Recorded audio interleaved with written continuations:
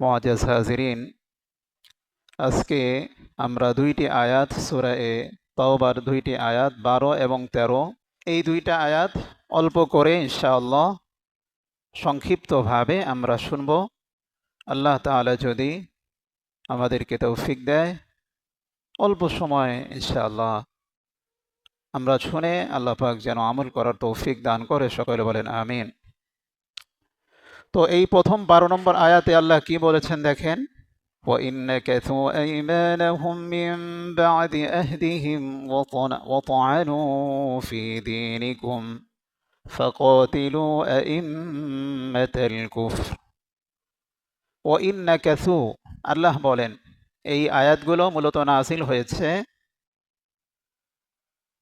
কুরাইশ কাফেরদের ক্ষেত্রে, আয়াতগুলো নাযিল হয়েছে। আল্লাহ বলেন وَإِنْ نَكَثُوا أَيْمَانَهُمْ, আর যদি তারা তাদের শপথ করার পর ভঙ্গ করে, وَطَعَنُوا فِي دِينِكُمْ, এবং তারা দ্বীনের ব্যাপারে বিদ্রূপ করে। কি করে ভাই? বিদ্রূপ করে। فَقَاتِلُوا أَئِمَّةَ الْكُفْرِ, তোমরা কাফের নেতাদের বিরুদ্ধে যুদ্ধে লিপ্ত হও। إِنَّهُمْ لَا أَيْمَانَ لَهُمْ, নিশ্চয় কাফেরদের কোনো প্রতিজ্ঞা নাই। মানে এরা এখন একটা প্রতিজ্ঞা করে, 10 মিনিট পরেই এই প্রতিজ্ঞার উল্টাটা করে, ভঙ্গ করে। এরপরে আল্লাহ তাআলা 13 নম্বর আয়াতে মুমিনদেরকে লক্ষ্য করে বলছেন, আলা তুকাতিলুনা কওমান নাকাসু আইমানাহুম, আলা তুকাতিলুন, তোমরা কি, আমাদেরকে আল্লাহ তাআলা উদ্বুদ্ধ করে বলছেন, আলা তুকাতিলুন, এই তোমরা কি যুদ্ধ করবে না এমন সম্প্রদায়ের বিরুদ্ধে, নাকাসু আইমানাহুম, যারা তাদের প্রতিজ্ঞাকে ভঙ্গ করে, ওয়াহাম্মু বিইখরাজিহির রাসূল, এবং তারা রসূলকে বের করে দেওয়ার ষড়যন্ত্র করে, ওয়াহুম বাদাউকুম আউওয়ালা মাররাহ, এরা সর্বপ্রথম যুদ্ধের সূচনা করেছে। আতাখশাউনাহুম, আল্লাহ বলেন তোমরা কি তাদেরকে ভয় পাও? আল্লাহ আমাদেরকে লক্ষ্য করে বলছেন তোমরা কি তাদেরকে ভয় পাও? অথচ ফাল্লাহু আহাক্কু আন তাখশাউহু ইন কুনতুম মুমিনিন, অথচ ভয় পাওয়ার একমাত্র যোগ্য কে ভাই? আল্লাহ, যদি তোমরা মুমিন হয়ে থাকো। এই দুইটি আয়াত আমরা ইনশাআল্লাহ সংক্ষিপ্তভাবে তাফসীর শুনব। দেখেন প্রথম আয়াতে অর্থাৎ 12 নম্বর আয়াতে আল্লাহ কি বলেন, وَإِنْ نَكَثُوا أَيْمَانَهُمْ, যারা ওয়াদা ভঙ্গ করে, মিন বাদি আহদিহিম, তাদের প্রতিশ্রুতিবদ্ধ হওয়ার পরে, وَطَعَنُوا فِي دِينِكُمْ, দ্বীনের ব্যাপারে তারা বিদ্রূপ কথা বলে, খারাপ মন্তব্য করে। তা আল্লাহ কি বলেন, ফাকাতিলু আইম্মাতাল কুফর, তোমরা কাফেরদের যে নেতা রয়েছে এই নেতাদের বিরুদ্ধে যুদ্ধ করো, তাদেরকে বেছে বেছে হত্যা করো। দেখেন কত বড় কথা। কেন? তারা যদি লাআল্লাহুম ইয়ান্তাহুন, তারা যদি এটা থেকে বিরত না হয়, এগুলো থেকে বিরত না হয়। তো এখন বলা হলে এই যে আইম্মাতাল কুফর, কাফের নেতা, এরা কারা? কোরআন যখন নাজিল হয়েছে তখন বড় বড় যেই সমস্ত লিডার ছিল, আবু জাহাল, আবু লাহাব, উতবা, শাইবা, উকবা ইবনে আবি মুঈত, আবু সুফিয়ান, সে পরবর্তীতে ইসলাম গ্রহণ করেছিল। আর মক্কার বাইরে রসুল জীবদ্দশায় মুসাইলামা তুল কাজ্জাব, এরা ছিল বড় বড় নেতা। ইহুদিদের মধ্যে কাব ইবনে আশরাফ, এবং মুনাফিকদের মধ্যে আবদুল্লাহ ইবনে উবাই ইবনে সুলুল, এই জাতীয় ওরা ছিল বড় বড় নেতা। তো এরা কারা? নবীজি সাল্লাল্লাহু আলাইহি ওয়াসাল্লামের একজন সাহাবী ছিল, যেই সাহাবীকে বলা হতো সাহেবে সির রাসূলিল্লাহ সাল্লাল্লাহু আলাইহি ওয়াসাল্লাম। নবীজির গোপন ভেদের কথা, গোপন কথা ওই সাহাবীকে বলতেন। ওই সাহাবীর নাম ছিল হুযাইফা ইবনুল ইয়ামান রাদিয়াল্লাহু আনহু। নাম কি ভাই? হুযাইফা ইবনুল ইয়ামান। ওনাকে জিজ্ঞেস করা হলো যে আল্লাহ তাআলার নবী, আল্লাহ তাআলা যে আইম্মাত আল কুফর, কাফের নেতাদের বিরুদ্ধে যুদ্ধ করার জন্য বললেন, এরা কারা? উনি বললেন, যখন এই আয়াত নাজিল হলো তখন উনি বললেন ৪-৫ জন ছাড়া সকলেই মারা গিয়েছে। এটা তো ওনার অভিমত। কিন্তু আম অভিমত হলো যেই যুগে যত কাফির যারা এই কাজগুলো করবে, যারা তাদের প্রতিশ্রুতি ভঙ্গ করবে, ইসলামকে নিয়ে, কোরআনকে নিয়ে, নবীকে নিয়ে, ইসলামের কোনো বিষয় নিয়ে তারা যখনই ক্রিটিসাইজ করবে, ইস্তেহজা করবে, মানুষদেরকে কোরআন নিয়ে বিরুদ্ধে কথা বলে আনন্দ দিবে, এদের সাথে যুদ্ধ করা প্রত্যেক মুসলমানদের উপরে কি ভাই জরুরি। বেশি দূরে যাবেন কেন? এই যে গত 10 তারিখের কথা, আজকে তো 11 তারিখ, গত 8 তারিখের কথা ধরেন। ইহুদিরা গাজ্জার উপরে হামলা করলো, কোনো কথা নাই। তুফানে গাজ্জা হয়েছিল, তুফানে গাজ্জা, ওই যে ইসরায়েলের উপর হামলা করা হলো, ইসরায়েলের প্রায় 1000 মানুষকে হত্যা করা হলো, জাহান্নামে পাঠিয়ে দেওয়া হলো ইহুদিদেরকে। এরা এর পরিবর্তে 1-2টা না, প্রায় 1 লক্ষ মুসলমানকে শহীদ করে দিল। কোথায়? গাজ্জায়। যখন কোনোভাবে, অথচ একটা ছোট্ট দল কাসেম ব্রিগেড, তাদের আকীদা সম্পর্কে কেউ কেউ শিয়াও বলেন, হোক না শিয়া, কিন্তু তারা দেখেন এই জিহাদের মতো গুরুত্বপূর্ণ বিষয় নিয়ে তারা দাঁড়িয়ে গিয়েছে। দাঁড়িয়ে যাওয়ার কারণে প্রায় 1 বছরের বেশি সময় তারা মানুষ তো হত্যা করেছে কথা ঠিক, কিন্তু তারা হামাসকে নির্মূল করতে পারে নাই। শেষে নাকে খড় দিয়া গত 8 তারিখে, মানে অক্টোবরের 8 তারিখে তারা সন্ধি করছে ট্রাম্পে দিয়ে। এটা তো দেখছেন আপনারা, পত্রিকায় ফলাও করে প্রকাশিত হয়েছে, তাই না? তো দেখেন, আল্লাহ বলেন ইন্নাহুম লা আইমানা লাহুম, তাদের কোনো চুক্তি না। চুক্তি করার পরে এরা আবার বিকালবেলা, রাত্রিবেলা হামলা করেছে। করে নাই? 4 জনকে শহীদ করে দিয়েছে আর 40 জন নিখোঁজ রয়েছে। তাহলে ইন্নাহুম লা আইমানা লাহুম, কাফেরদের সাথে চুক্তি, তাদের কোনো ভরসা নাই। তারা মুহূর্তের মধ্যেই কি করে দিতে পারে? পল্টি লইতে পারে।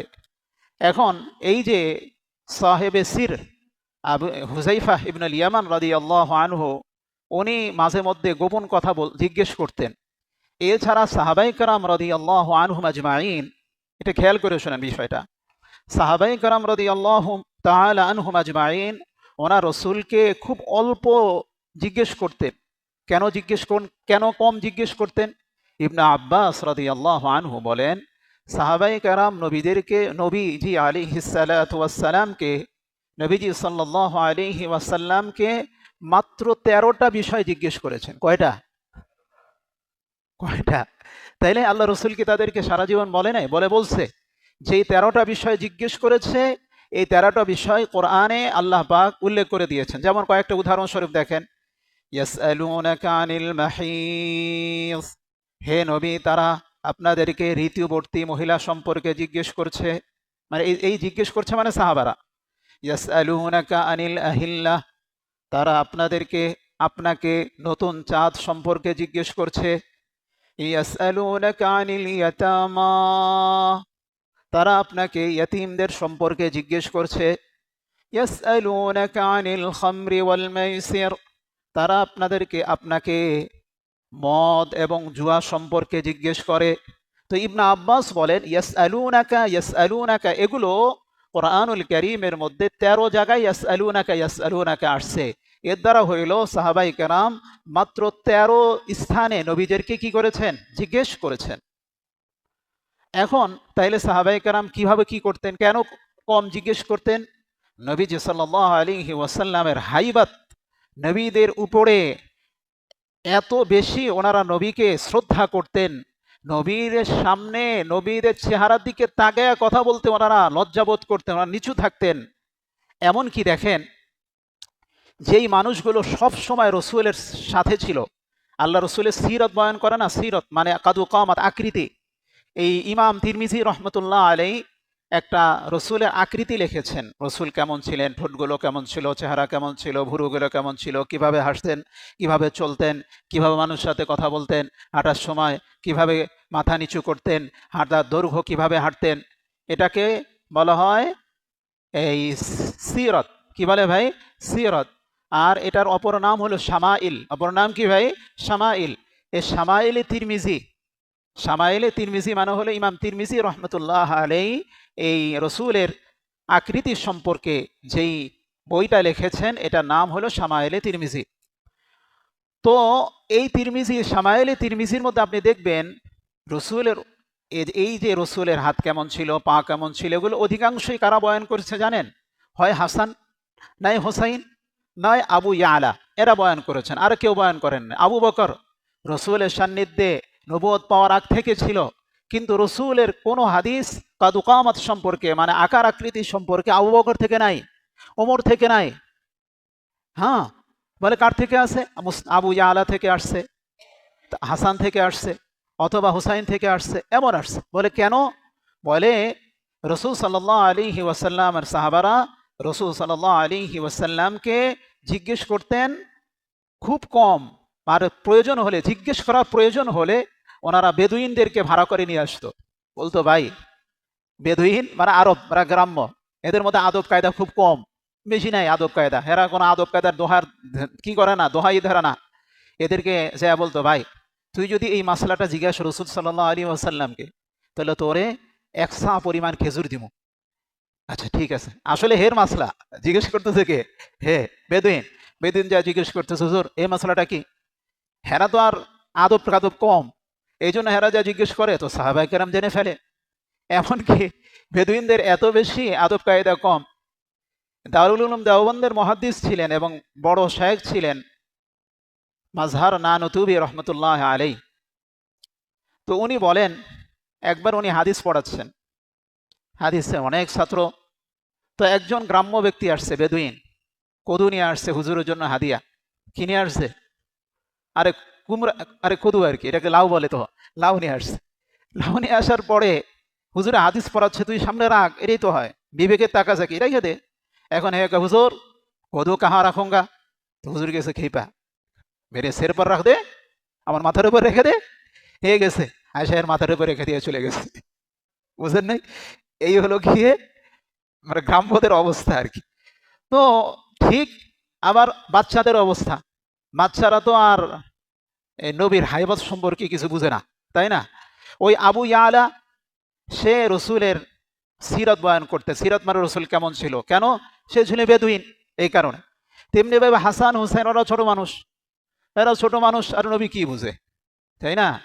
ওই যে একটা প্রবাদ আছে আরবিতে, নবিয়্যুন নবিয়্যুন আসিবিয়ান, আসিবিয়ান শব্দটা হলো, বাংলা হলো যে এই কোন ব্যক্তি বাচ্চা হইল নবী, নবীর নবী হইল সে কি বাচ্চা। যেমন দেখছেন না, হযরত মুসা আলাইহিস সালাতু ওয়াস সালাম কারে চটকানা দিছে? সুমা দিতে আসছে, আর কারে দিছে? ফেরাউন্নারে। হ্যাঁ, ওয়ালাউ কানা সাবিয়্যা, যদিও সে ছোট মানুষ হোক না কেন, যদি, তাহলে প্রত্যেক বাচ্চা মধ্যে বাচ্চার অভ্যাস থাকতে হবে।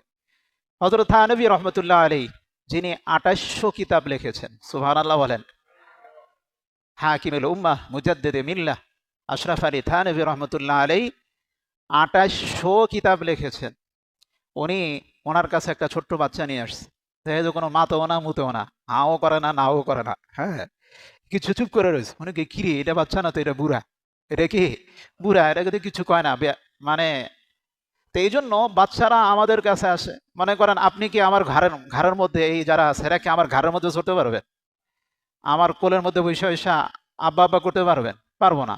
বড় মেয়েরাও পারবে না, বড় ছেলেরাও পারবে না। আমার এক ছোট্ট একটা আছে, হেইটা মাশাআল্লাহ আমার ঘরের মধ্যে উঠে। আমারটা কই, মেয়ে একটা ছোট্ট 2 বছরের কাছাকাছি, হেইটা খালি ঘরের মধ্যে উঠবে, আবার গুতাবে, আবার এটা করবে, আবার ঘুষি দিবে, আবার চটকানা দিবে। আচ্ছা, অন্য মানুষরা কি পারবে এগুলো?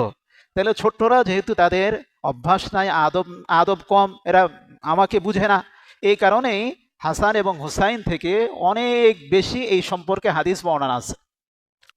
যেমন রাসূল সাল্লাল্লাহু আলাইহি ওয়াসাল্লাম একদিন কি ছিলেন, নামাজে ছিলেন। হাসান হোসাইন সেজদার মধ্যে গিয়া একজন, যে কোনো একজন সেজদার মনার ঘাড়ের মধ্যে চড়ে গেছে। এত লম্বা সময় নবীজি সেজদা করলেন, যতক্ষণ না নামলেন ততক্ষণ সেজদা করলেন। আচ্ছা, সাহাবায়ে কেরাম বললেন, হুজুর সেজদা তো আজকে অনেক লম্বা হয়ে গেল না? আরে কি করতাম, আমার দুই সন্তান আমার ঘাড়ের মধ্যে চড়ে গেছে, নামাই দিতে পারি না, যতক্ষণ নামবে ততক্ষণ আমি সেজদায় ছিলাম। সুবহানাল্লাহ বলবেন না রে ভাই? তাইলে বাচ্চারা খুব কম বুঝে, এই জন্য সাহাবাই কেরাম রাদিয়াল্লাহু আনহুম আজমাইন ওনারা স্বাভাবিকভাবে রসুলের কাছে খুব কম জিজ্ঞেস করতেন। জিজ্ঞেস করতে হলে এগুলো মানুষদেরকে করে দিতেন, জিজ্ঞেস বেদুইনদেরকে নিয়ে আসতো। এখন বলে সাহাবাই কেরাম রসুলের ব্যাপারে কত বেশি ছিল, ওনারা কত বেশি রসুলকে ভালোবাসতেন। জায়েদ ইবনে দাসানা রাদিয়াল্লাহু আন, নাম কি ভাই? জায়েদ ইবনে দাসানা রাদিয়াল্লাহু আন। বলতে যদিও তারা এইভাবে রসুলের দিকে কম তাকাতেন, কিন্তু জায়েদ ইবনে দাসানাকে যখন বন্দী করে নেওয়া যাওয়া হলো গাদ্দারির মাধ্যমে, ওনাকে বন্দী করে কুরাইশদের নিকটে বিক্রি করে দেওয়া হলো, জায়েদ ইবনে দাসানা রাদিয়াল্লাহু আনহু উনি কি করলেন, ওনাকে জিজ্ঞেস করা হলো, এ জায়েদ, বলে কি, বলে তুমি এই তোমার জায়গায় যদি মোহাম্মদ আরবি হইতো, মোহাম্মদ ইবনে আবদুল্লাহ হইতো, আর তোমাকে যদি ছেড়ে দেওয়া হতো, তুমি কি করতা? জায়েদ ইবনে দাসানা রাদিয়াল্লাহু আনহু বলেন, বেটা তুই আমাগরে কস কি আমি কি করতাম? বেটা আমার সারা জীবনের বিনিময় হইল আমি মোহাম্মদ আরবির গায়ে যদি একটা কাঁটা ফুটতো আমি সেটা বরদাস্ত করতে পারতাম না। সুবহানাল্লাহ বলেন। সাহাবাই কেরাম রসুলকে এত বেশি ভালোবাসতেন। দেখেন না, ওই যে হুদাইবিয়া সন্ধির সময় আরবদের নীতি হইল সামনাসামনি হইলে একজন একজনের দাড়ির মধ্যে হাত দেয়, মনোযোগ আকর্ষণের জন্য আর কি। তা একজন শিরস্থানবাহী ব্যক্তি ওই আমর ইবনে সুহাইল, সে যা খালি রসুলের দাড়ির মধ্যে হাত দেয়, সে কুরাইশ নেতা আর কি। তো একবার হাত দিয়েছে, একটা শিরস্থান পরে এই ব্যক্তি তার হাত বাড় দিয়ে সরাই দিয়েছে, হাত সরা। তা আবার কথা কইতে কইতে আবার হাত দিয়েছে, এই হাত সরা। আবার তরবারি দিয়ে পিঠ দিয়ে বাট, হাত সরা। তৃতীয়বার যখন আবার হাত দিয়েছে, এই হাত সরা, একেবারে তরবারি দিয়ে তোর হাত কেড়ে দিব। তো এখন বলতেছে এই মানুষটা কি? আরে এটা তো হুজাইফা, এই যে হুজাইফার কথা বললাম, আরে এই সোহাইল ইবনে আমরের আত্মীয়, ভাতিজা।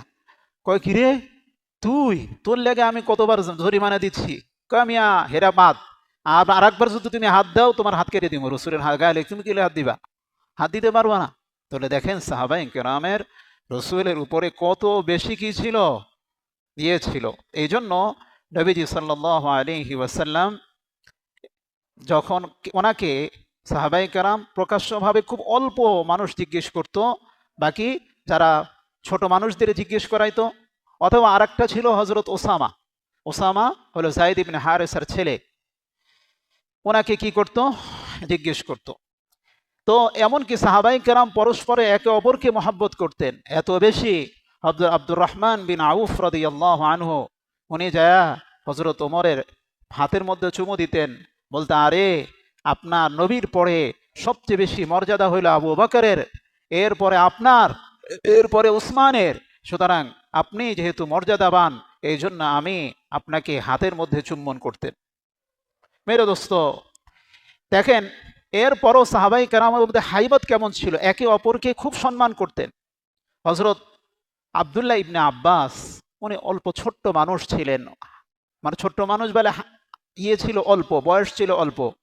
কত বড় অল্প ছিল, একবার নবীজি সাল্লাল্লাহু আলাইহি ওয়াসাল্লামের রাত্রিকালীন আমল দেখার জন্য উনি গেলেন। ছোট মানুষ, এই ৫-৭ বছরের মানুষ। আল্লাহ রসুলের বিবি মাইমুনা রাদিয়াল্লাহু আনহা উনি ছিলেন আবদুল্লাহ ইবনে আব্বাসের খালা, আল্লাহ রসুলের স্ত্রী। খালার বাড়িতে গিয়েছেন রাত্রিবেলা আল্লাহ রসুলের আমল দেখার জন্য। এখন খালার বাড়িতে গেছে, খালার বাড়িতে ছোট, দুরা ৩ জন মানুষ শুইতে পারে, রসুলের ঘর মাইমুনা রাদিয়া, সেই দিন যেদিন মাইমুনার বাড়িতে আল্লাহ রসুল থাকবেন সেই দিন। তো সে রাত্রিবেলা আল্লাহ রসুল মাঝখানে শুইলেন, মাইমুনার এক পাশে দিলেন আর ইবনে আব্বাসকে এক পাশে দিলেন। ইবনে আব্বাস ঘুমায় না, দেহে রসুল সারা রাত কি করব। এরপরে একটু ঘুম চোখ চোখ বন্ধ হয়েছে, দেখা যায় নবীজি নামাজ পড়তেছে। সে তাড়াতাড়ি অজু করলেন, অজু করে এই দিন অজু করলেন। আবার কিছুদিন কোনো বর্ণনা আসছে অন্য আরেক দিন নবীজি সাল্লাল্লাহু আলাইহি ওয়াসাল্লাম ইস্তেঞ্জায় গেছেন। ইস্তেঞ্জায় যাওয়ার পরে উনি কি করলেন, উনি ইস্তেঞ্জার মধ্যে পানি ছিল না, ইস্তেঞ্জাখানার মধ্যে উনি বাইরে পানি রেখে দিলেন। তা উনি চিন্তা করলেন, কিরে, এই ঘরে তো মাইমুনা ছাড়া আর আবদুল্লাহ ইবনে আব্বাস ছাড়া কেউ নাই। উনি চিন্তা করলেন এটা আবদুল্লাহ ইবনে আব্বাসই হয়তো দিয়েছে। উনি খুশি হলেন। আবার যখন অজুখানায় আসলেন, অজুখানায় আসা দেখলো যে আরেক বদনা পানি, ঘটি পানি এখানে আরে এটা কে দিল? আরে আবদুল্লাহ বিন আব্বাসে হয়তো দিয়েছে। এর পরে অজু করার পরে আবদুল্লাহকে বলেন, আব্দুল্লাহ কাছে আয়। কাছে গেল। কাছে আসার পরে মাথা দিয়ে বললেন, আল্লাহুম্মা আল্লিমহুল কিতাব ওয়া ফাক্কিহু ফিদ্দীন। আল্লাহ এই আবদুল্লাহকে কিতাবের ইলম দান করেন এবং দ্বীনের বিশেষ সমঝ দান করেন। এই কথা বলার পরে পরবর্তীতে এই আবদুল্লাহ ইবনে আব্বাস সাহাবাদের মধ্যে সবচেয়ে বড় মুফাসসির হিসাবে আল্লাহ কবুল করছেন। সুবহান। আচ্ছা বলেন তো এই খেদমত কেন করছে? না চাওয়ার জন্য করছে। আদব, এই খেদমত আমাদের বাচ্চাদেরকে শিখাতে হবে রে বাবা। এখন তো উল্টা হয়ে গেছে।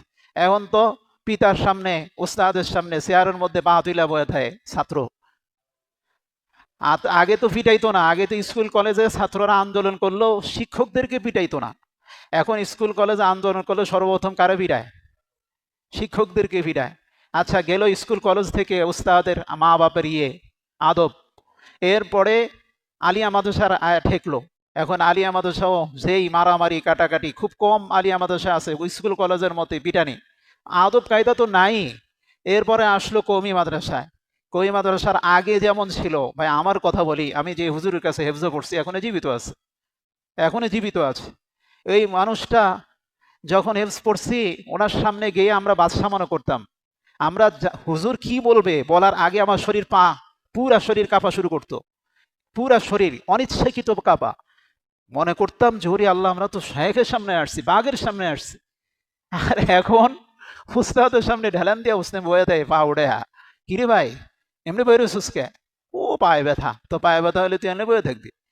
আরে একজন আল্লাহর ওলি বলেন, আমি সম্ভবত বায়াজিদ বুস্তামি অথবা অন্য কোন, উনি বলেন আমি আমার মায়ের সাথে একত্রে খানা খাই না।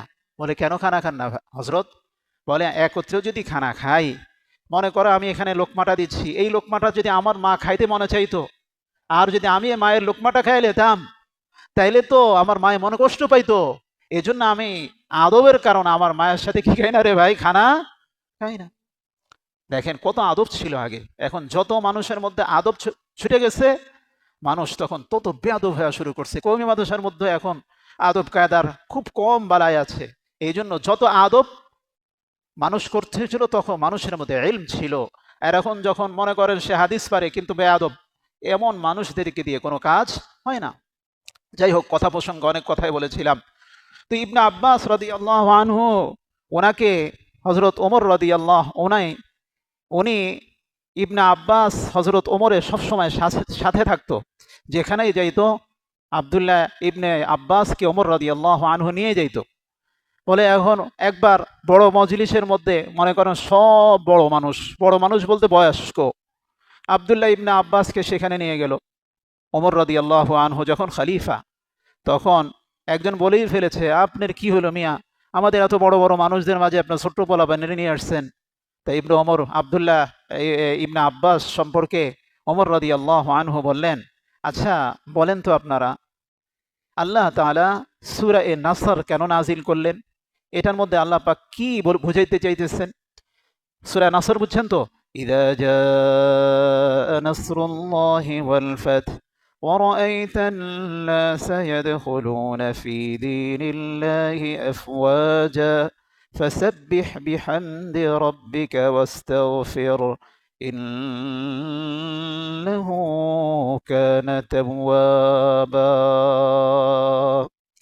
তাহলে এই সূরা কেন কি বুঝাইতেছে? এক সাহাবী বললেন, এইখানে আল্লাহ তাআলা নবীজিকে ইস্তেগফার করতে বলেছে। আর এক সাহাবী বললেন, এইখানে বিজয়ের সংবাদ দিয়েছে। কেউ কেউ আরো ভিন্ন ভিন্ন কথা বলল। হযরত আব্দুল্লাহ ইবনে আব্বাসকে ওমর বললেন, আব্দুল্লাহ তুমি বলো এই সূরার মধ্যে আল্লাহ তাআলা কি বুঝাইতে চাইতেছেন? আব্দুল্লাহ ইবনে আব্বাস বলেন, এই সূরার মধ্যে আল্লাহর রসুলের মৃত্যু হবে, দুনিয়া থেকে চলে যাবে, এইটা আল্লাহ তাআলা বুঝাইছেন। সুবহানাল্লাহ। বলে বলে কেমনে আব্দুল্লাহ কও তো? বলে যখন বিজয় আসবে, পুরা পৃথিবীতে ইসলাম বিজয় হয়ে যাবে, তখন তো আর নবীর প্রয়োজন নাই, তখন নবী দুনিয়া থেকে চলে যাবেন। এই কথাটাই আল্লাহ তাআলা এই সূরা নসরের মধ্যে উল্লেখ করেছেন। তখন সকল মুরব্বীরা বলতেছিলেন, হ্যাঁ হ্যাঁ, তুমি যদিও আপনি ছোট বড়দের মজলিসে এই বাচ্চাকে নিয়ে আসেন, আসলে সে বাচ্চা হইলে কি হবে, এলম সে পরিপূর্ণ এলমের মধ্যেই রয়েছে। সুবহানাল্লাহ বলেন। এই ইবনে আব্বাস বলেন, আমিও অনেক সময় হাইবাতের কারণে আমি ওমরকে কিছু জিজ্ঞেস করতাম না, অথচ সবসময় তার সাথে চলে। ওমর রাদিয়াল্লাহু আনহুকে একবার অনেক সময় জিজ্ঞেস করতে করতে একদম বললাম, হুজুর, আল্লাহ যে আয়াত নাজিল করেছেন, ইন তাতুবা ইলাল্লাহি ফাকাদ সাগাত কুলুবুকুমা, বলে এই আয়াত আল্লাহ তাআলা কাদের ক্ষেত্রে বয়ান করেছেন? উনি বললেন, মিয়া জানো না, এই আয়াত তো আল্লাহ তাআলা আমার এবং আরো কয়েকজনের শানে আল্লাহ পাক নাজিল করেছেন। সুবহানাল্লাহ। একদিনে না, লম্বা সময়। তাহলে আদবের সাথে জিজ্ঞেস করতে হয়। এখন দেখেন, এই জন্য আমরা কি করব? আমরা আদবের সাথে শিখব। সাহাবায়ে কেরাম নবীর জন্য কোরবানি করতেন, এই আদব দেখাইতেন। এবার দেখেন যে অথচ আদব আগে ছিল, আগের বাদশারাও তারা আদব করত। দেখেন, বাদশাহ হারুনুর রশিদ, ওনার দুই ছেলে, ওই দুইজনই খলিফা হয়েছিল। একজন হলো মামুনুর রশিদ, আরেকজন হল আমিনুর রশিদ। এই আমিনুর রশিদ এবং মামুনুর রশিদকে নাহু সরফ পড়াতো ইমাম কাসাই রহমতুল্লাহ আলাই। ইমাম কাসাই রহমতুল্লাহ আলাই কি পড়াইতেন? নাহু সরফ মানে আরবি ব্যাকরণ, কোরআন শরীফ পড়াইতেন। তো তার জুতা নেওয়ার জন্য দুই ভাই, বাদশার দুই ছেলে, ওরা প্রতিযোগিতায় লিপ্ত হইতো, কে কার আগে ওস্তাদের জুতাকে সোজা করে দিব। আর আমরা কি অবস্থা? আমরা তো এখন ছাত্র ওস্তাদকে, অথবা শিক্ষক ছাত্রকে বিড়ি ধরায় দেয়, বিড়ি খা, তাই না বিষয়টা? এই বিষয়টা থেকে এখনো কওমি মাদ্রাসাওয়ালারা মুক্ত আছে, কিন্তু কয়দিন থাকে আল্লাহ ভালো জানে। যাই হোক, তো দেখেন এই যে ইমাম কাসাই রহমতুল্লাহ আলাই, এই যে বাদশার সন্তানরা ওনাকে যে এই জুতা সাজায় দিত, এটা কেন? এটা ইলমের মর্যাদা। কিসের মর্যাদা রে ভাই? ইলমের মর্যাদা। ঘটনা প্রসঙ্গে মনে আসছে, বাদশাহ আবু জাফর মনসুর, যে সর্বপ্রথম আব্বাসী বাদশাহ ছিল, যার নাম ছিল সাকাফি, আবু মনসুর, আবু জাফর মনসুর আর সাকাফি। সাকাফি অর্থ হলো রক্ত চোষক, মানুষের রক্তে দিয়ে খেলতো, যেরই পাইতো হত্যা করে ফেলতো। সে দেখেন একবার আবু হানিফা রহমতুল্লাহ আলীর কাছে গেছে, ইমাম আজম আবু হানিফা রহমতুল্লাহ আলীর কাছে গেছে, যা বলতেছে, আবু হানিফা, আমার এলাকার ওই বাদশাহ কাজী হওয়া দরকার, আপনি কাজী হন। ইমাম আবু হানিফা বললেন, আমি কাজী হইতে পারবো না। বলে কেন পারবেন না? বলে আমি পারবো না। তুমি যেই সমস্ত রাজতন্ত্রের কাজী হয়ে তুমি যেই সমস্ত খারাপ কাজ করবা, সমস্ত কিছু তার দায় ভার আমাকে বহন করতে হবে। কাজী বুঝেননি তো? কাজী মানে কি? আবার কয়েন না বিয়া ভরায়। কাজী মানে কি? বিচারক, চিফ জাস্টিস, কাজী উল কুসাদ বলা হয়। তখন বাদশাহ কি করলো? তাকে হত্যা করলো, হত্যা করার প্ল্যান করলো, এমনকি কারাগারে রাখলো, কারাগারে শাস্তি দিল। শাস্তি কারাগারের মধ্যেই আবু হানিফা রহমতুল্লাহ আলীর কি হয়ে গেল? মৃত্যু হয়ে গেল। কিন্তু এরপরও আবু হানিফা রহমতুল্লাহ আলী কি করেন নাই? এই বাদশাহ মনসুর, আবু জাফর মনসুর আস-সাকাফি, তার কাজীর পদ গ্রহণ করেনি। আমরা হলে কি করতাম? আমাদেরকে যদি একটা এই মেম্বার পদ দিয়ে দেয়, কাউন্সিলর, হুজুর আপনি কাউন্সিলর, বাবা গো বাবা, 3 দিন পরও তো আপনি আমার চিনবই না, আমি আপনাকে চিনবো না। শুনছেন না কোন বাদশাহ, এই হেকায়াতুল লতিফের মধ্যে একটা ঘটনা আসছে। একজন ব্যক্তি, বন্ধু আছে না, বন্ধু, একজন বন্ধু, সে একটা পদ পেয়েছে, বড় পদ। এখন গ্রামের বন্ধু আসছে, কিরে দোস্ত, তুই বলে আসছো, অনেক বড় পদ পাইছস। বলে আমি তোমাকে তো আমি চিনি না। বলে চিনস না? বলো হ্যাঁ আমি চিনি না, এই কথা, তুমি আমার দোস্ত না যে বড় পদ পেয়েছে। এখন সে বলে আসলে আমি এই জন্য আসি নাই, আমি আসছি, শুনলাম তোর বলে তুই বলে চোখ অন্ধ হয়ে গেছে, এই জন্য আমি তোকে দেখার জন্য আসছি। বুঝছেন না বিষয়? মানে মানুষ যখন পদ পায় তখন তার কি হয়ে যায়, চোখ অন্ধ হয়ে যায়। আরেকবার এই বাদশাহ আবু জাফর মানসুর তিনজন আলেমকে ডাক দিয়েছে। তিনজন আলেমকে ডাক দিয়েছে। এর মধ্যে একজন হলো আবু হানিফা রহমতুল্লাহ আলী, আরেকজন হলেন ইমাম মালিক রহমতুল্লাহ আলী, আরেকজন হলেন ইবনে আবি জিব রহমতুল্লাহ আলী। তিনজন বড় বড় ইমাম। তাদেরকে ডেকে বলতেছেন, হুজুর আপনারা বলেন তো, আমার যে রাষ্ট্রীয় কোষাগারে যে সমস্ত সম্পদগুলো আছে, এই সমস্ত সম্পদ হালাল না হারাম? আমরা হলে কি করতাম, জি স্যার মহাশয়, জি মহামান্য, অন্যায়ভাবে আপনার এই সম্পদকে নিয়েছে, সুতরাং এই সম্পদ হারাম, এই সম্পদ হারাম, এই সম্পদ আপনার খরচ করা আপনার জন্য হারাম। ইমাম মালিক বলেন, তখন আমি আমার হাতগুলো গুটাচ্ছিলাম, এখনই ইবনে আবি জিবকে হত্যা করে ফেলবে নিশ্চিত। কারণ আবু জাফর আস-সাকাফি, ওর দরবারের মধ্যে এমন কিছু কার্পেট ছিল যে কার্পেট রক্ত পড়ার সাথে সাথেই ওই রক্তকে শোষণ করে নিয়ে ফেলতো। তো ইমাম মালিক বলেন, আমি আমার হাত গোটাচ্ছিলাম যে এখনই তো এরে হত্যা করে ফেলবে। তো যাই হোক, দেখলো যে হত্যা করলো না। এরপরে আবু জাফর মনসুর সে ইমাম মালিককে বললেন, হুজুর আপনি বলেন। উনি নরমভাবে কিছু কথা বুঝিয়ে দিলেন। এরপর আবু হানিফাকে বললেন, আবু হানিফাও হারাম বললেন। যাই হোক, সে খ্যাপা, সে ওরা যাওয়ার পরে বলেন, একজন ব্যক্তিকে বললেন, যাও এরকম টাকার বন্দা, লাখ লাখ টাকা নিয়ে যাও, আর কোটি কোটি টাকা নিয়ে যায় এক থলে স্বর্ণের দিনার। স্বর্ণের দিনার যদি 1000 দিনার হয়, এখন তো এক এক দিনারে তো 20 ভরির বেশি হয়। এক দিনারে কত বেশি হইতো তখন, 20 ভরির বেশি হইতো। তো এক দিনার এরকম যদি 1000 দিনার হয়, তাহলে তো কোটি কোটি টাকাই হবে। তারা বলতো, সে বলল, দেখো যদি ইবনে আবি জিব এবং আবু হানিফা এই সম্পদ গ্রহণ করে, তাহলে তাকে জায়গায় হত্যা করে নেবা। আর যদি ইমাম মালিক যদি গ্রহণ করে, তাহলে কিছু কেউ না, সে যেহেতু নম্রভাবে বলছে। যাক, গেল। যাওয়ার পরে ইবনে আবি জিবের কাছে যখন গিয়েছে, থলে দেওয়ার পরে ওই ব্যক্তির চোখের মধ্যে মাথা নিক্ষেপ করে বলতেছে, বেটা এটা হারাম, যেটা আমি বাদশার জন্য হারাম ফতোয়া দিয়েছি, এইটা কেন আমি আমার জন্য নিব, যা বেটা নিয়ে যা। ওই যে ব্যক্তি টাকা নিয়ে গেছে, এই ব্যক্তি হাজির, এই ব্যক্তি তাকায় রয়েছে। এরপরে আবু হানিফার কাছে গেছে, যা বলতেছেন, বাদশাহ আপনার জন্য হাদিয়া পাঠিয়েছে। উনি বললেন, হাদিয়া আমার জন্য? বাদশাহ বলে, হ্যাঁ। বলে, কুকুর শুয়োরের রক্ত যেমন আমি হারাম মনে করি, এই বাদশার হাদিয়া আমি কি মনে করি, হারাম মনে করি। যাও বেটা, কি এর হাদিয়া? ইমাম মালিকের কাছে গেছে। ইমাম মালিক চিন্তা করলেন, রাখবেন কি রাখবেন না, রাখলে আবার কি সমস্যা, উনি রেখেই দিলেন। যাই হোক, এই দেখেন, এরপরে সেই যুগে আরেকজন ব্যক্তি ছিল, যার নাম ছিল সুফিয়ান সাউরি রহমতুল্লাহ আলী। অনেক বড় বুজুর্গ ছিলেন, মুহাদ্দিস ছিলেন। এ সুফিয়ান সাউরির কাছে, সুফিয়ান সাউরিকে বাদশাহ ডাকতো খালি, কিন্তু আইতো না। বাদশাহ ডাকলেই কোনো একটা অজুহাত দিয়ে সে চলে যাইতো। একদিন সুফিয়ান সাউরির কাছে আবু জাফর মনসুর নিজেই গেল, যা বলতেছে, এই সুফিয়ান। বলে, জি। আসার পরে বলতেছে, সুফিয়ান সাউরি বলতেছে, আপনি কি কিছু বলছেন আমাকে? অথচ কিন্তু বাদশাহ, যে হ্যাঁ বলতেছি। বলে, কি কোনো সমস্যা? বলে, তুমি আমার কাছে কিছু চাও? বলে, আসলে তো আমার এখন প্রয়োজন নাই, পরে চামনে, যখন দরকার হবে তখন আমি আপনার পক্ষ থেকে, আমার পক্ষ থেকে একজন লোক পাঠাবো, লোক পাঠায় আপনাকে আনাবো। বলে, তুমি আর চাইবা? তুমি তো সারা জীবনে চাইবা না, আসবাও না। সে যাইতেছে আর বলতেছে, আবু জাফর মনসুর আস-সাকাফি, অনেক বাঘকে আমি খাঁচায় বন্দি করে ফেললাম, কিন্তু সুফিয়ান সাউরিকে আমি কি করতে পারলাম না, খাঁচায় বন্দি করতে পারলাম না। তাহলে দেখেন, এগুলো হলো যে কারা, যারা নিজেদেরকে আল্লাহর এলমের মর্যাদা রক্ষা করেছে। কথা প্রসঙ্গে চলে আসছে, এটা হলে এটা। এই জন্য আমরা কি করব, আমরা এই আয়াতগুলো থেকে আল্লাহ তাআলা কি বলতেছেন, শেষে আমরা শেষে চলে যাচ্ছি।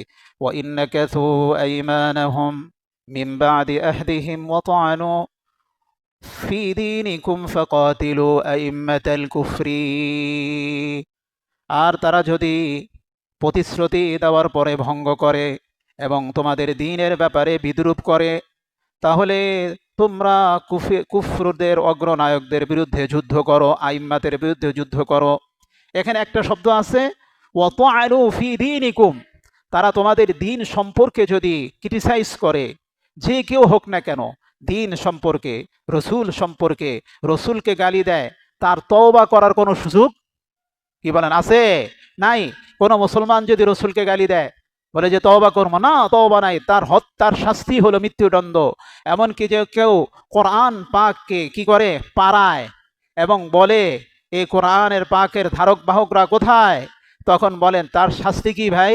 মৃত্যুদণ্ড, এছাড়া কোনো দ্বিতীয় অপশন নাই। যাই হোক, এই জন্য আমরা কি করব, কোরআনে পাক ব্যাপারে যারা এই কথা বলবে, যারা দ্বীনের ব্যাপারে ইস্তেহজা করবে, ক্রিটিসাইজ করবে, তাহলে আমরা কি করব না, তাদেরকে কোনোভাবেই ফাকাতিলু আইম্মাতাল কুফরি, তোমরা কাফিরদের যে সমস্ত অগ্রনায়ক আছে তাদেরকে যুদ্ধ করো। কেন? ইন্নাহুম লা আইমান লাহুম, তাদের কোনো প্রতিশ্রুতি নাই, তারা প্রতিশ্রুতি দিয়ে প্রতিশ্রুতি পালন করে না। শেষের দিকে চলে যাচ্ছে। এখন দেখেন, আল্লাহ তাআলা এই উম্মতকে উঁচু উঠানোর জন্য একটা রাস্তা দিয়েছেন, যেই রাস্তা হলো আল্লাহর রাস্তায় জিহাদের রাস্তা। কি রাস্তা ভাই? আল্লাহ রাস্তায় জিহাদের রাস্তা। আল্লাহ রসুল বলেন, যখন উম্মত জিহাদ ছেড়ে দিবে তখন কি হবে? লায়াকুযিকান্নাল্লাহু ফী কুলূবিহিমুল ওয়াহনা ওয়ালিয়ানজিআন্না ফী কুলূবি আ'দাইকুল মাহাবাতা মিনকুম ক্বালু মাল ওয়াহনু ইয়া রাসূলাল্লাহ ক্বালা হুব্বুদ দুনিয়া ওয়া কারাহিয়াতুল মাউত। আল্লাহ রসুল বলেন, যখন এই উম্মত জিহাদ ত্যাগ করবে তখন আল্লাহ তাআলা তোমাদের অন্তরের মধ্যে ওয়াহান ঢুকিয়ে দিবেন। কি ঢুকিয়ে দিবেন ভাই? ওয়াহান। আর কাফিরদের অন্তরের মধ্যে তোমাদের যে ভয় ছিল, ওই ভয়কে দূরীভূত করে দিবেন। কাফিররা তোমাদেরকে আর ভয় করবে না। বলে সাহাবায়ে কেরাম জিজ্ঞেস করুন, হুজুর ওয়াহান কি জিনিস? আল্লাহ রসুল বলেন, হুব্বুদ দুনিয়া, দুনিয়ার ভালোবাসা। কিসের ভালোবাসা রে ভাই? দুনিয়ার ভালোবাসা। ওয়া কারাহিয়াতুল মাউত, মৃত্যুকে অপছন্দ করা। মৃত্যুকে, মৃত্যু আসবে কি আসবে না রে ভাই? ওয়ালাউ কুনতুম ফি বুরুজিম মুশাইয়াদা আইনামা তাকুনু ইউদরিককুমুল মাউত ওয়ালাউ কুনতুম ফি বুরুজিম মুশাইয়াদা। মৃত্যু তোমাদের আসবে, যদিও এমন দুর্গ যেখানে একটা মাছিও প্রবেশ করতে পারে না, সেইখানে মৃত্যুর ফেরেশতা যাবে কি যাবে না রে ভাই? সুতরাং যেই জীবন আল্লাহ পাক আমাদেরকে দিয়েছেন, সেই জীবনকে আমি আল্লাহর রাস্তায় ব্যয় করব। রাজি তো ইনশাআল্লাহ তাআলা? দেখেন একটা দৃষ্টান্ত দিই। যখন এই কিতাব লিখেছেন যে শেখ, সেই শেখের নাম হলো ডক্টর আব্দুল্লাহ আজ্জাম রহমতুল্লাহ আলাইহি। উনি বলেন, সেই যুগে বাদশাহ ছিল, প্রেসিডেন্ট ছিল রেগান বাদশাহ ছিল। এখন তো হইল ট্রাম্প। ট্রাম্প দুইবার ছিল। এর আগে ওই তারিক ওবামা, এর আগে ক্লিন্টন, এর আগে বুশ, এর আগে ছিল রিগান। বাদশাহ রিগান ছিল, বা প্রেসিডেন্ট রিগান ছিল ইয়ের বাদশাহ। কার বাদশাহ? আমেরিকার বাদশাহ। যখন আফগান জিহাদ চলতেছিল রাশিয়ার বিরুদ্ধে, তখন জিহাদের অনেক কয়েকজন বড় বড় নেতা ছিল। এর মধ্যে একজন ছিল গুলবুদ্দিন হেকমতিয়ার, আরেকজন ছিল হিজবুল্লাহ, আরেকজন ছিল, এবং বিভিন্ন নাম ছিল, আহমদ শাহ মাসুদ, এমন কয়েকজন বড় বড় মুজাহিদদের নাম ছিল। তো গুলবুদ্দিন হেকমতিয়ার রহমতুল্লাহ আলাই, ওনাকে আমেরিকা যখন রাশিয়ার বিরুদ্ধে যুদ্ধ চলে, তখন দাওয়াত দিয়ে নিয়ে গিয়েছে আমেরিকা কোনো একটা কনফারেন্সে। তখন এই রিগান তার সাথে, এই গুলবুদ্দিন হেকমতিয়ার সাথে দেখা করতে চাইছে নিজ উদ্যোগে। কি উদ্যোগে ভাই? নিজ উদ্যোগে, আমি গুলবুদ্দিন হেকমতিয়ার সাথে দেখা করব। অথচ এই গুলবুদ্দিন হেকমতিয়ারের সাথে দেখা করার জন্য অন্যান্য বাদশারা সিরিয়াল দেয়, কিন্তু সিরিয়াল পায় না। মিশরের বাদশাহ এখন তো হলো সিসি, আহমদ সিসি, এর আগে মুরসি, এর আগে ছিল হোসনি মুবারক। কি ছিল ভাই? হোসনি মুবারক। এই হোসনি মুবারক পর্যন্ত 4 বার এই বাদশাহ রিগানের সাথে দেখা করার জন্য চাইছে, কিন্তু সে কখনো তার সাথে দেখা দেয় না। মাঝে মাঝে পিএসকে অথবা পররাষ্ট্রমন্ত্রীকে পাঠাইছে। জর্ডানের বাদশাহ একই অবস্থা, রিগান কি দেয় নেই। সিরিয়ার বাদশাহ সেই যুগে সিরিয়াল চাইছে, সিরিয়াল দেয় নেই। অথচ গুলবুদ্দিন হেকমতিয়ারের কাছে সে নিজেই গেছে, যা বলতেছে আমি গুলবুদ্দিনের সাথে দেখা করতে চাই। হে বলে, না, আমি তোমার সাথে দেখা করবো না। আমেরিকাই থাইকা বলতেছে কি, না, আমি বাদশাহ রিগানের সাথে দেখা করব, প্রেসিডেন্ট রিগানের সাথে দেখা করবো না। এরপরে বাদশাহ পাকিস্তানের লিয়াজো করার জন্য পাকিস্তানের দূতকে পাঠিয়েছে। পাকিস্তানের দূত গুলবুদ্দিন হেকমতিয়ার এসে বলল যে আপনার সাথে বাদশাহ রিগান একান্ত কিছু কথা বলতে চায়। উনি বলেন, না আমি পারবো না, আমার সুরা আছে, মুজাহিদদের সুরা, তাদের অনুমতি নিতে হবে। বলে আচ্ছা আমরা অনুমতি নিয়ে আনি। নিতে পারো, সমস্যা নাই। নিচে নেওয়ার পরে ওই বাসরুতে এসে বলতেছে যে আমরা তো অনুমতি নিয়েছি, আপনি দেখা করবেন না, আসতেছেন বাদশাহ, যেই দিন দেখা করবে সেই দিন সকালে। গুলবুদ্দিন হিকমতিয়ার বলতেছে, না আমি বাদশার সাথে দেখা করব না। কেন করবা না? আমরা তো অনুমতি নিয়েছি। বা আমি করবো না, এটা আমার ইচ্ছা। আপনি কে? বলতেছে যে এত পাওয়ারফুল প্রেসিডেন্ট, তুমি তার সাথে দেখা করবে না? বলে না, কেন দেখা করব, আমার দেখা করার কি দরকার? তো ওই রাষ্ট্রদূত পাকিস্তানের তৎকালীন সে অবাক হচ্ছিল, কিরে যার পকেটের মধ্যে $10 নাই, এত মানে দরিদ্র, সে সেই যুগের মানে আজ থেকে 20-30 বছর আগের সুপ্রিম পাওয়ার প্রেসিডেন্ট রিগানের সাথে দেখা করতে চায় না, অথচ বাদশা তার সাথে দেখা করতে চাচ্ছে। বলে এই যে ইজ্জত, এই ইজ্জত হইল একমাত্র আল্লাহ তাআলা, জি হ্যাঁ, আল্লাহ রাস্তায় যুদ্ধের মধ্যে রাখছেন, এছাড়া দ্বিতীয় রাখে নাই। সর্বশেষ কথা বলেন তো, এই যে মুসলমানদের বিভিন্ন শহরে হামলা হয়, গাজায় হামলা হইল, সিরিয়ায় হামলা হইল, আরাকানে হামলা হইল, ফিলিপাইন্সে হামলা হলো, ইরাকে হামলা হলো, আফগানিস্তানে হামলা হলো, আচ্ছা বলেন তো মুসলমানদের অস্ত্রশস্ত্র কি কম না বেশি? আপনাদের কি মনে হয়, কম না বেশি? তো এরপরও এরা কি করে? এরা এটা ব্যবহার করে না কেন? এরা এদের দাসে পরিণত হয়েছে, গোলাম দাসে পরিণত হয়েছে, গোলামে পরিণত হয়েছে। বলে কেমন? এটা একটা গল্প মনে পড়ছে, কয়ালে এটা কয়ে শেষ করে।